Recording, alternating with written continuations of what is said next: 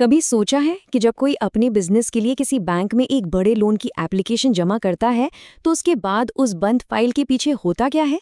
असल में वो एप्लीकेशन एक बहुत ही सख्त जांच पड़ताल के दौर से गुजरती है, जिसे कहते हैं ड्यू डिलिजेंस। तो चलिए आज इस पूरी प्रक्रिया को परत दर परत समझते हैं। तो आज हम लोन अप्रूवल के इन 6 मुख्य पड़ावों से गुजरेंगे।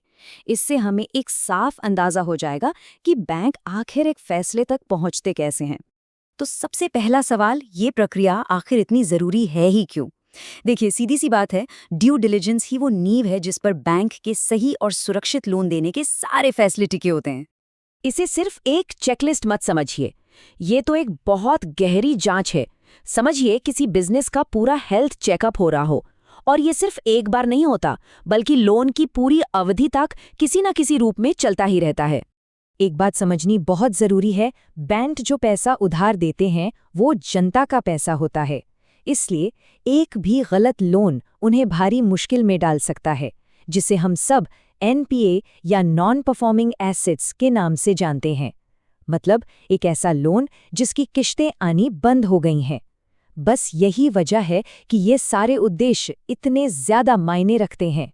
तो अब आते हैं प्रक्रिया के पहले और शायद सबसे जरूरी कदम पर। कोई भी हिसाब किताब देखने से पहले बैंक का सारा ध्यान उन लोगों पर होता है जो उस बिजनेस को चला रहे हैं। एक बैंकर के नजरिए से देखें तो सबसे बड़ा जोखिम अक्सर कमजोर प्रमोटर होते हैं। कभी-कभी तो जो सिक्योरिटी दी गई है उससे भी बड़ा जोखिम, क्योंकि आखिर में उनकी नीयत और क्षमता ही लोन की वापसी की असली गारंटी होती है। अच्छा, लोगों की परख हो गई, अब बारी आती है नंबरों की, यानी कि फाइनेंस की। बिजनेस लोन में रकम चाहे 50 लाख की हो या 5 करोड़ की, हर एक रुपए का हिसाब बहुत बारीकी से देखा जाता है। ये सारे दस्तावेज बैंक को कंपनी की पूरी कहानी बताते हैं। क्या बिजनेस मुनाफा कमा रहा है? क्या उसके पास अपनी देनदारियां चुकाने के लिए कैश है? और सबसे जरूरी, क्या वे टैक्स जैसे सभी सरकारी नियमों का ठीक से पालन कर रहे हैं?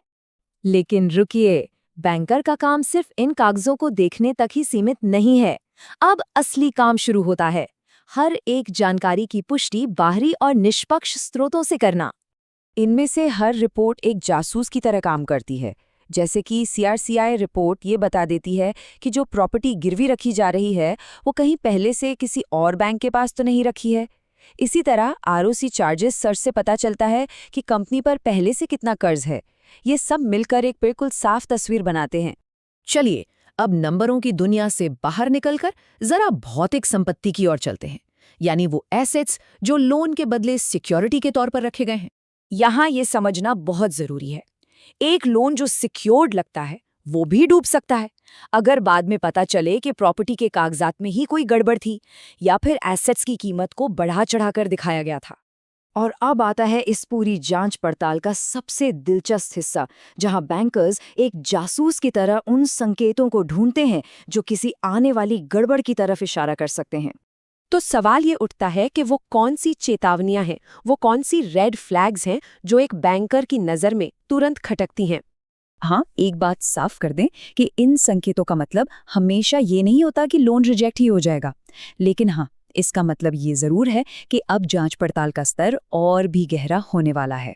तो एक बार जब सारी जांच पूरी हो जाती है और बैंक हर तरह से संतुष्ट हो जाता है, तब ये प्रक्रिया अपने आखिरी और कानूनी रूप से बाध्यकारी चरण में पहुंच जाती है।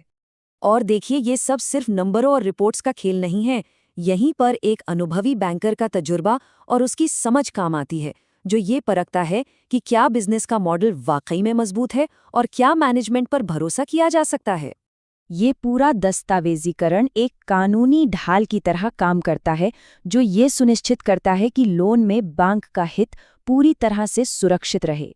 और अंत में यही एक लाइन पूरी ड्यू डिलिजेंस प्रक्रिया के असल मकसद और उसकी सफलता को बहुत खूबसूरती से बयां करती है। यह सामग्री केवल सामान्य जानकारी और शैक्षिक उद्देश्यों के लिए है। इसे कानूनी, वित्तीय या किसी भी तरह की पेशेवर सलाह ना समझा जाए। कोई भी कदम उठाने से पहले कृपया योग्य प्रोफेशनल से परामर्श जरूर लें।